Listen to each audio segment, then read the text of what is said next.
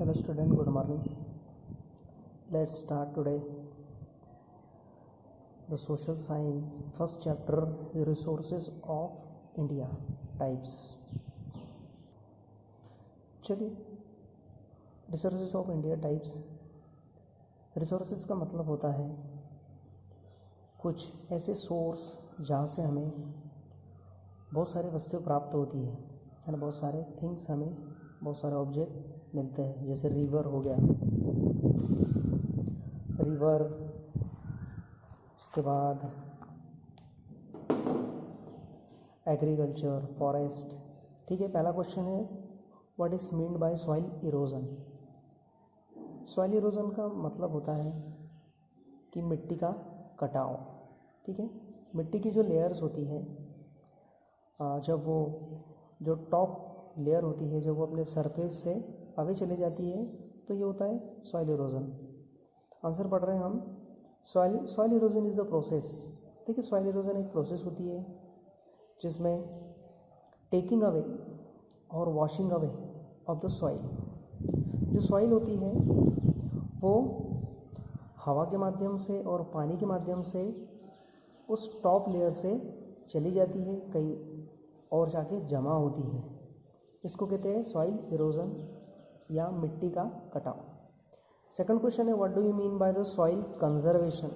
देखिए, कंजर्वेशन का मतलब होता है कि बचाव, बचाना. ठीक है, सॉइल को हम किस तरह से बचा सकते हैं.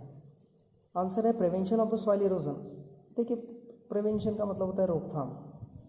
सॉइल इरोजन को बचाने के लिए हमें डिप्लीटेशन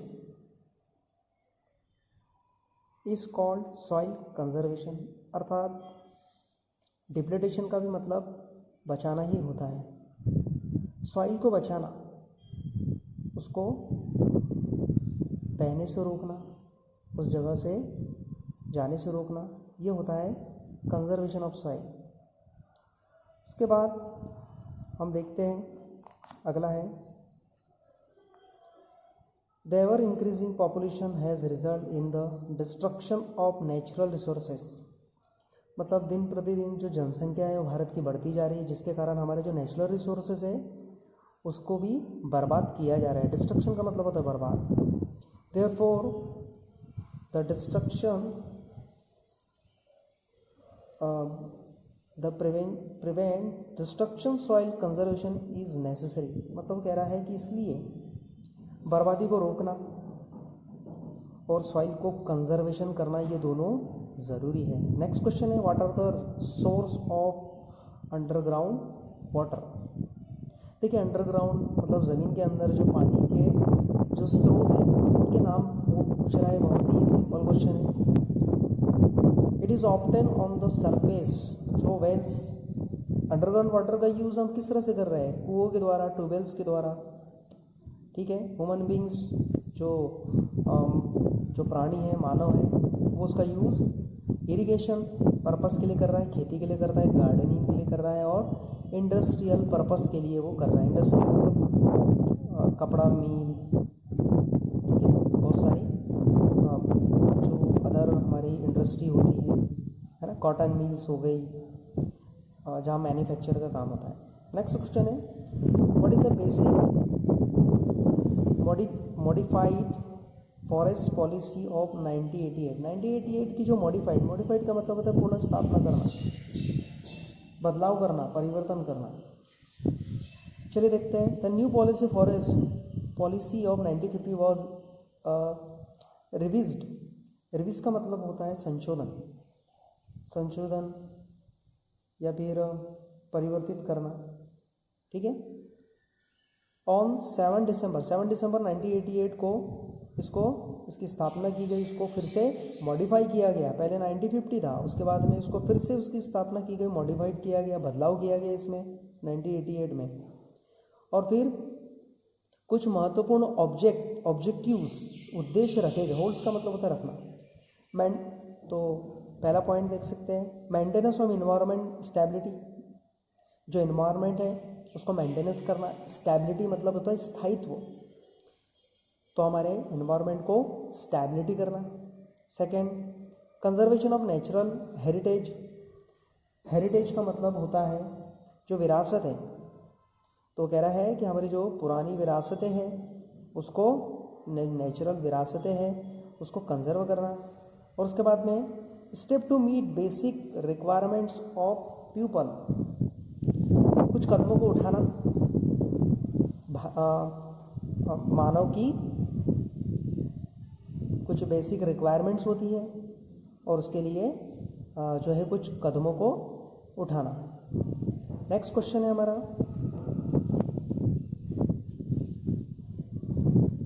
right the names of soils which are available in India. बहुत सिंपल क्वेश्चन है कि भारत में पाई जाने वाली कुछ मिट्टियों के नाम। एलिवली सॉइल है, ब्लैक और रेगुलर सॉइल, रेड सॉइल है, लैटरेट सॉइल, डेजर्ट सॉइल और माउंटेन सॉइल। ये सब सॉइल है ये भारत में पाई जाती है। चलिए अगला क्वेश्चन है, why has Indian Institute of Forest Management been established. भारतीय संस्था है फॉरेस्ट मैनेजमेंट, ठीक है, इसकी स्थापना क्यों की गई। एस्टेब्लिश्ड का मतलब होता है स्थापना। तो देखते हैं, टू प्रोवाइड न्यू इन्फॉर्मेशन, एक तो नई इन्फॉर्मेशन के लिए, साथ में इसकी फॉरेस्ट रिसोर्सेस और उसके मैनेजमेंट जो है होता है इसकी इन्फॉर्मेशन के लिए। Indian Institute of Forest management की स्थापना की गई और ये अहमदाबाद में की गई थी 1978 में। कोलैबोरेशंस विथ स्वेडिश कंपनी, जो स्वेडिश कंपनी की कोलैबोरेशन का मतलब होता है सहयोग। एक तो भारतीय कंपनी और दूसरी जो स्वेडिश कंपनी है, इन दोनों ने मिलकर इस इंस्टीट्यूट की स्थापना की। Central government has also established India. देखो जो केंद्रीय सरकार है, जो हमारे केंद्रीय सरकार है, उसने भी भारत में एक इंस्टीट्यूट खोला गया है ना। और कौन सा इंस्टीट्यूट फॉर मैनेजमेंट, और ये कहाँ खोला गया है, भोपाल में। क्या होता है यहाँ पर, ट्रेनिंग होती है, रिसर्च किए जाते हैं और परामर्श दिया जाता है।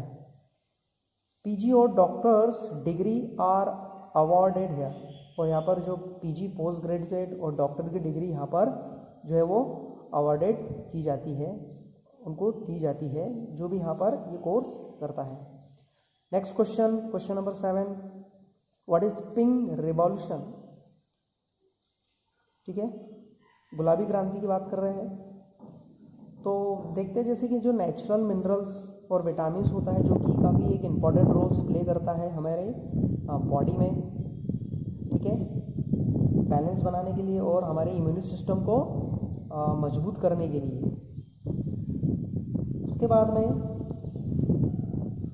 आगे देखते हैं हम, emphasis is given on growing fruits. Emphasis का मतलब होता है जोर देना, इस बात पर जोर देना। तो और जो पिंक रिवॉल्यूशन है उसमें जो फ्रूट्स होते हैं जैसे एप्पल, मैंगो, इसके पैदावार पर ज़्यादा जोर दिया गया। बहुत सारे इसमें पाइनएप्पल है, कोकोनट है, कॉशफ्रूट है, ऑरेंज है, लेमन है, बहुत सारे हैं। In tropical and temperature climate using the soil.